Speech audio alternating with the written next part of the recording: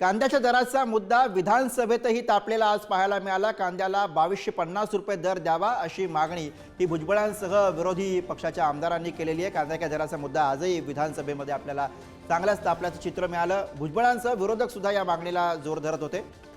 5000 पेक्षा जास्त दर मिळाल्यानंतर निर्बंध लावण्याची मागणी करण्यात आलेली आहे।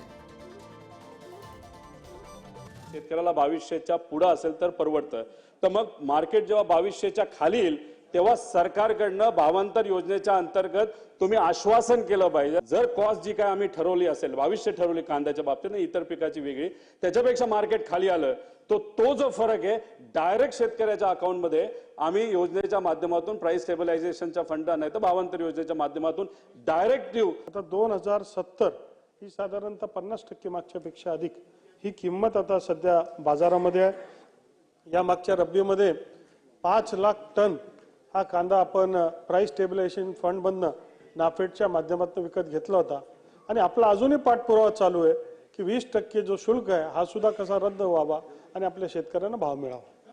बांगलादेशामध्ये कांदा निर्यात होत होता, त्याने 10% आयात कर लावलं, यांनी 20% निर्यात कर। आता हे 30% झाल्यानंतर आपला शेतकरी आणि व्यापारी हा आंतरराष्ट्रीय बाजारपेठेत टिकत नाही। मी मुख्यमंत्री महोदय आणि मी आणि अजितदादा आम्ही स्वतः या बाबतीमध्ये केंद्र सरकारची पाठपुरावा करू, त्यांच्याकडे जाऊ, त्यांना भेटू। तुम्हाला सोबत अमित शाह साहेबांकडे जाऊ आपण आणि हा गंभीर जो विषय आहे हा कायमस्वरूपी निकालात निघाला पाहिजे। या बाबतीत तुमचं मत जे आहे ते सरकारचंही मत आहे, कारण हा शेतकऱ्याच्या पाठीशी उभं राहणार सरकार आहे।